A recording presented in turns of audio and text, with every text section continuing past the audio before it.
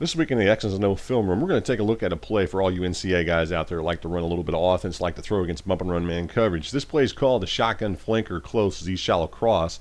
And now for you guys who like to run the run and shoot type offense, you can find it in the SMU playbook, which is the one I'm using here, or you can find it in Hawaii, or you can find it in the run and shoot generic playbook. So any one of those three, you can find this particular play. Again, the name of the play is called the shotgun flanker close Z shallow cross. Let's go ahead and take a look at it on the field, and you'll get an idea how it's ran and why I like to run this play.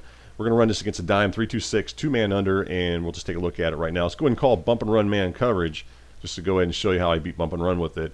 Now, we got three receivers we're going to look to throw to on this particular play. We're going to have the halfback right there. He's going to be our number one option. Our number two option happens to be the right slot, and then our number three happens to be the flanker running the shallow crossing route. Those are our three options. By the way, the number two receiver that we're looking to throw to right now is running the corner route. We're actually going to hot route him on a streak here in just a second. All right, let's go ahead and do our hot routes. What we're going to do is hot route the outside receiver on the left as a split in on a streak. We're also going to hot route this left slot receiver on a streak as well. And the reason we're doing that is because we want to go ahead and clear out room. Once our receiver goes in motion, we are going to send him in motion. We want to clear these guys out, so that way when he comes across from the right to the left, we can go ahead and throw that ball somewhere in this area here. And once he makes that catch, he can run up the field and go up in this area here and pick up some positive yardage. That's the idea behind it. So by clearing them out, by clearing those two other receivers out, we can take their men with them, plus probably the free safety or whatever deep zone coverage is over on that side can actually draw that away. That's the idea. The other receiver we need to go ahead and hot route, as I've already pointed out, is going to be that right slot receiver, and we just hot routed him on a streak. And he's the one receiver that may or may not be open. If you throw the ball to him, there's chances that it might not get there. It might be deflected, it might be picked, all kinds of different things. However, he will get off the line of scrimmage, I will tell you that. So what we're going to do is take a look at that here in just a second. But first thing, let's go ahead and throw it to the halfback. I want to show you that he will be open depending on the coverage. You can see he's open right there. Just throw that ball out real quick. If you happen to see that the defender that's covering him is way, way away from him after the ball snap, then you might as well go ahead and throw it and pick up some positive yardage. I wouldn't even waste any time doing anything else. Let's go ahead and look at it. The reason I want to show this to you is it's kind of important. Let's go ahead and go from this view here to get a little bit better idea. Again, this is man coverage. This guy right here is actually covering him. And because of that, he's playing already too far off. If it was this defender that was covering him, then the halfback wouldn't be as open. But since that linebacker's covering him, he has to come all the way. Look at that. Look how far he has to come all the way across. He's got to come all the way over there to go ahead and cover him. And again, that halfback is just wide open over here in the corner. And then he just makes the catch and he heads up the field and picks up some positive yardage. So again, if you see that halfback open, go ahead and throw the ball to him. If not, then what you're going to want to do is you're going to want to look to your other two options.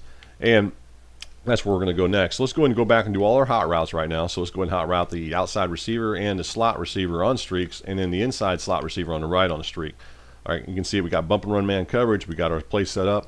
Let's go ahead and send this guy in motion. Now this time I am going to go ahead and try to throw to that streak receiver. So I'm going to try to throw to this slot receiver running that streak.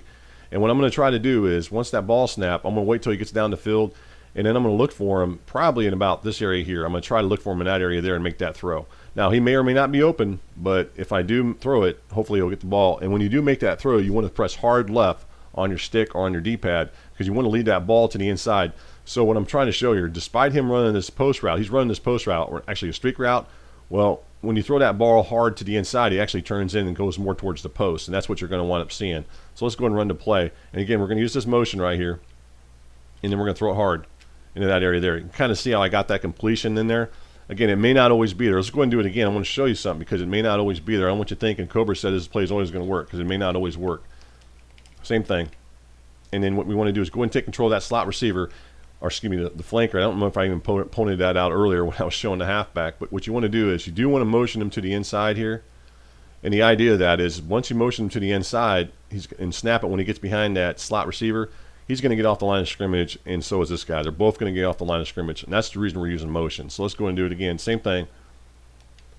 This time I'll throw this a little bit later. And that time it winds up being a bad throw. And that's what I'm talking about. Sometimes the throws are going to go off, and they're not going to go where you want it to, especially if the quarterback has a low accuracy rating, and there's a chance that the ball could be picked. So when you make that throw, just be prepared that sometimes you're going to have a big play. And I was actually, believe it or not, pressing hard left, and it winds up going out to the right. So keep that in mind when you run this, that it may not always be there. And it's not because you're doing something wrong. It's just because the quarterback just can't make the throw all the time. All right, let's go ahead and do to the last receiver I want to show, and that happens to be the flanker running that shallow drag route or shallow crossing route, or you can call it a drag route, whatever you want to call it. That receiver is the one we're going to try to get open. Then we'll go into the instant replay and take a little bit more at this play, because this is really the receiver I usually look to throw to when I run this. So let's go ahead and run it. Snap it when he gets there, and then we make that throw. Again, the quarterback threw it off, but you can see that he was wide open as he was coming across. Let's go and do the same thing again. And again, you can kind of see the setup right there. And let's make sure we got bump and run man coverage called. So let's go ahead and do the same thing. Let's go ahead and motion him to the left and then snap that ball. And again, this time he's going to be wide open. And you can kind of see that he got wide open there. All right, let's go and look at this from the top-down view. You can kind of see what happened there. And I don't know if this is the greatest example, because I saw that corner actually got kind of caught up, and that doesn't always happen either. But a lot of times he still gets open. All right, let's go ahead and look at it. Again, what we did here, I'm going to kind of go through everything we did. We went ahead and motioned him to the left, and then we snapped the ball once he gets behind that slot receiver, and that way he runs that shallow crossing route. Now that defender that's covering him, now sometimes you're going to see this, and I didn't really see it this time. Sometimes you're going to see a switch. So say that defender's supposed to be covering that guy right there. Well, sometimes he'll switch off and actually wind up covering him, and then the other corner that was supposed to be covering him will actually cover him. So you'll kind of see a switch sometimes. I'm not sure if I saw that happen this time. Yeah, that didn't happen that time, and actually we even got a jam on that slot receiver. So a lot of times if that happens, and I can tell you why this happened, because I didn't snap the ball right.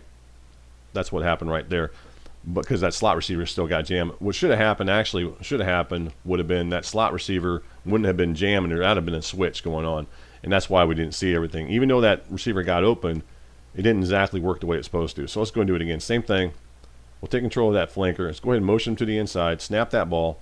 Now, that time you saw exactly what I was talking about as far as the switch. Now this time our receiver didn't get where I wanted him to get wide open, but again, you saw what I was trying to show as far as the switch going. If you actually watched real close, you would have saw a switch. Let's go and do it again. Same thing.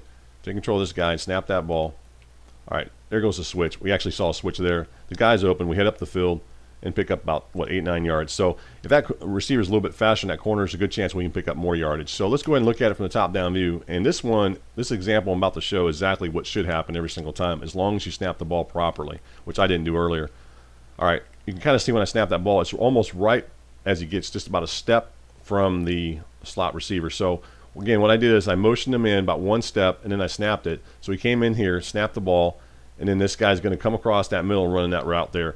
Again, this slot receiver is going to run that streak route, and again, what you're going to wind up seeing here is you're going to wind up seeing a switch. This guy's supposed to be covering that guy initially, but what's going to wind up happening because of the motion, he's going to wind up switching. Now he's got to cover this guy right here, and because of that switch, it allows that receiver to get wide open and also get off the line of scrimmage without being jammed. And this guy, who was initially supposed to be covering this guy, is actually going to wind up switching, and then he's going to wind up covering this guy over here. So kind of got a little bit messed up on what I was trying to show.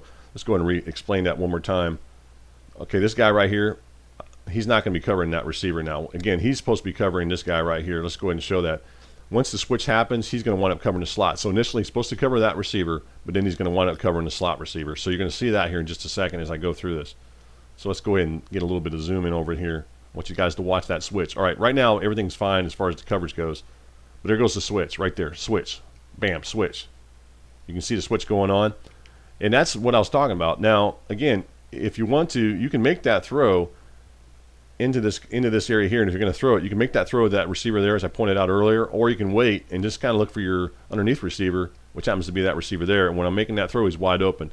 So you can see he's coming across the middle, and he's getting open, and that defender is covering is about, 4 or 5 yards behind. So I'm making that throw right now. I'm going to make that throw into that area there and make that catch, and bam, I'm going to head up the field, pick up some positive yards. Just go ahead and resume that, and go ahead and make that catch and head up the field and pick up some positive yardage. So again, this play is pretty effective as far as getting a receiver open against bump and run man coverage. You got 3 different options. You got to look to throw to one of those 3.